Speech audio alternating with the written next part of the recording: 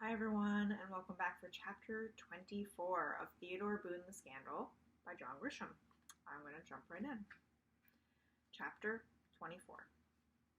Dinner was quiet.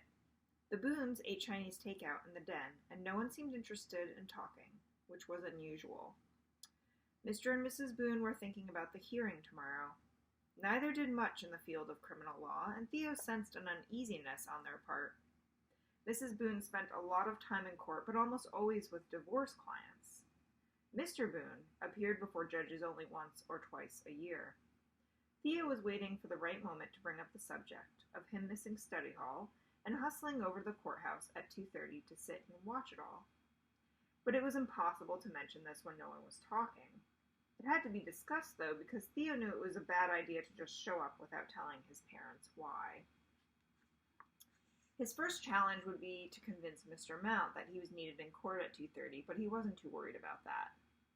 Finally, he said, "Why is everyone so quiet?" His mother said, "Oh, sorry, Theo. I was just thinking about something else." Mr. Boone said, "I was just eating." "Well, don't we always talk and eat at the same time?"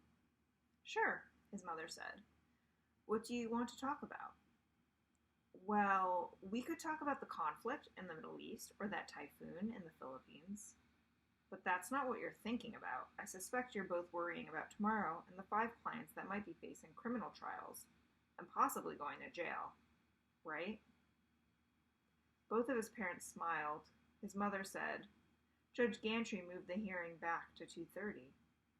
"Oh, really? Wonder why he did that." "It's not that unusual. He's a very busy judge with a crowded docket. I suppose you'll hurry over after school and watch things." "If that's okay." "I'm not so sure about that," his father said. "It might not be a good idea for you to be in the courtroom." "The courtroom is open to the public, Dad." "There will be a lot of people there, family members, school folks, reporters, maybe even some parents of 8th graders. It doesn't seem fair to keep me away." "He's right, Woods," Mrs. Boone said. "There's nothing private about the hearing. It will be splashed all over the newspaper Friday morning." "I agree," Theo said. "So it's okay if I show up?" Both parents took a bite of rice at the exact same moment. His mother sort of nodded okay.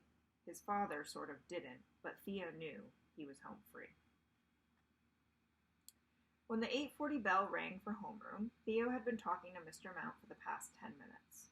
Mr. Mount said, "I don't know, Theo. If I excuse you from study hall, I'll have to inform Mrs. Gladwell. Any student leaving early must check out at the front office. You know that. She might still be a bit ticked off because you skipped a few days ago." "She's always ticked off about something. That's her job." "I don't know. Look, Mr. Mount, I had a chat with Judge Gantry yesterday in his office, and he thinks it's important for me to be in the courtroom."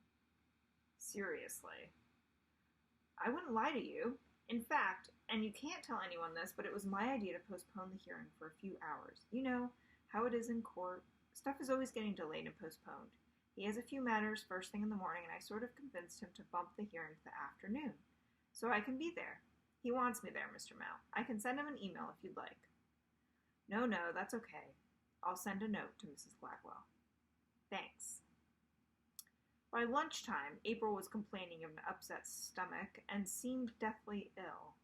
She called her mother, who promptly called Miss Gloria and arranged for her to leave school as soon as possible.